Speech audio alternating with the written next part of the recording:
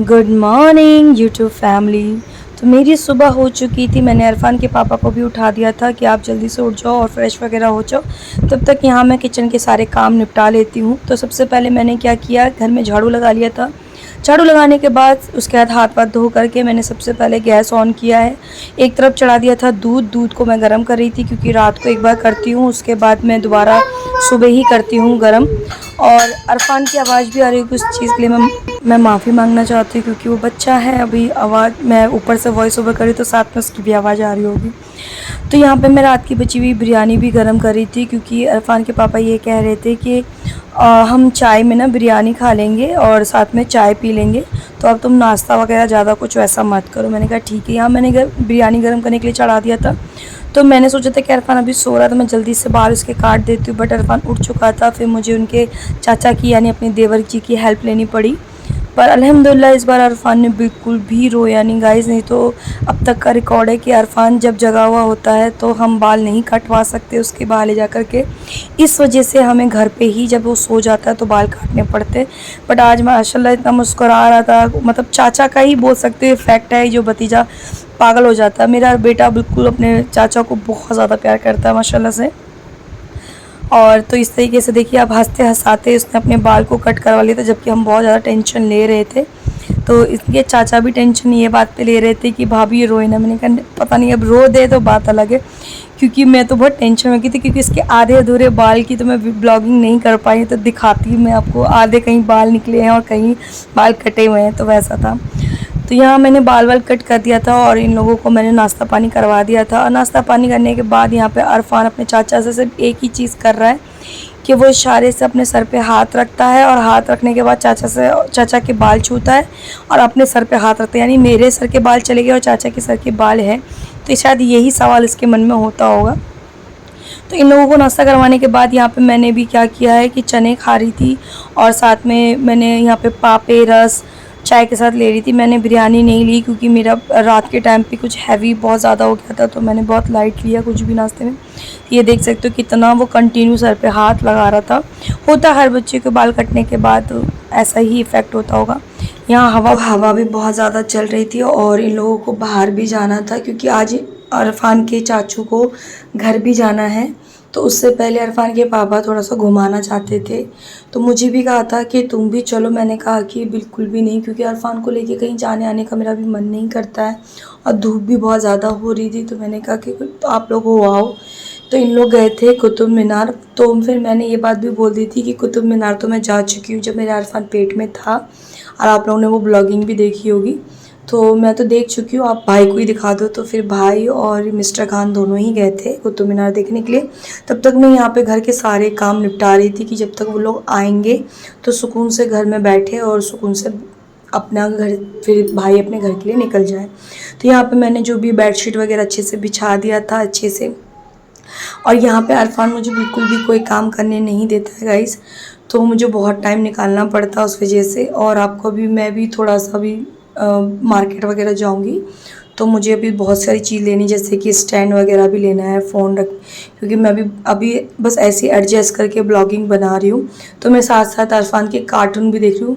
Irfan cartoon कम देखता है, but मैं उसके साथ ज़्यादा देखती हूँ। मुझे अब लगता है मुझे भी आदत होगी कार्टून देखने की। तो यहाँ पे मैं क्या कर रही थी कि जब से घर वर का सफाई कर दिया, फिर मैं छत पे गई। छत पे जाकर के छत की सफाई करके आई, फिर सीढ़ी वगैरह की साफ़ करके अब मैं अच्छे से नहा धो करके आप लोगों से मिलती हूँ। तो गाइज़ अब मैंने नहा लिया है, और नहाने के बाद अब मैं थोड़ा सा रेडी भी हो चुकी हूँ, क्योंकि आज आपको पता है कि मेरे सोहेल भाई जा रहे हैं, तो उनके लिए जो है कपड़े वगैरह भी लेना है। तो मैं बहुत कंफ्यूज हूँ कि इरफान को छोड़ के जाऊँ कि लेके जाऊँ। लेके जाने के लिए कोई ताकत नहीं है, पर जो भी होगा आपके साथ शेयर करूँगी। मेरे ब्लॉग में बने रहिएगा गाइस। इरफान के चाचू और इरफान के पापा आ चुके थे, फिर लोग घर के लिए निकल गए, और यहाँ पे मैं मार्केट आई थी।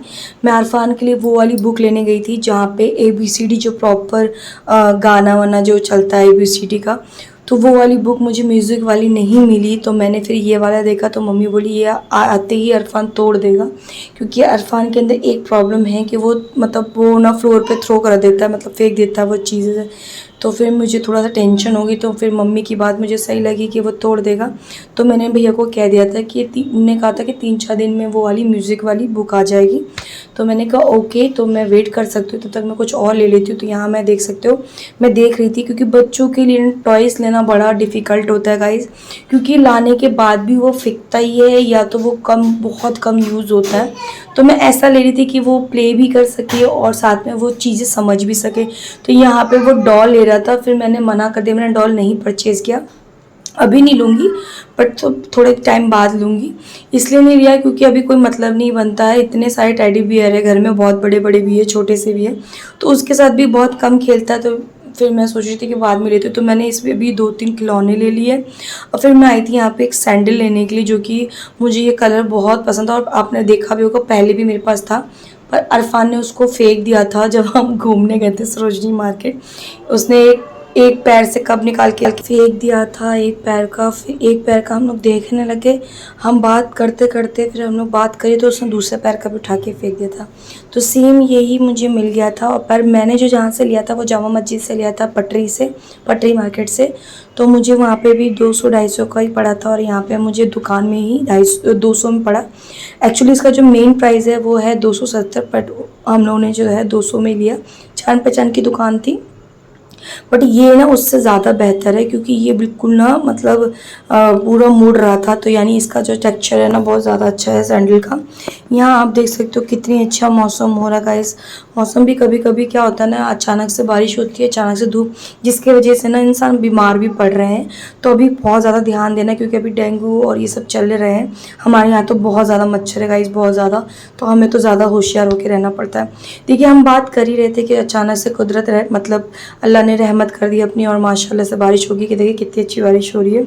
तो मेरे यहाँ से सीढ़ियों से पानी आ जाता है बिल्कुल दरवाज़ों के पास। तो यहाँ पे मैं अरफान के पापा के पास गई, अरफान के पापा एंजॉय कर रहे थे, जो कि मैं आपको दिखाना पसंद करूँगी। ये देखिए अरफान की बचपन की वीडियो जो पेन ड्राइव पे हम लोगों ने टीवी पे लगा करके देख रहे हैं, आप भी सुनिए इसकी आवाज़।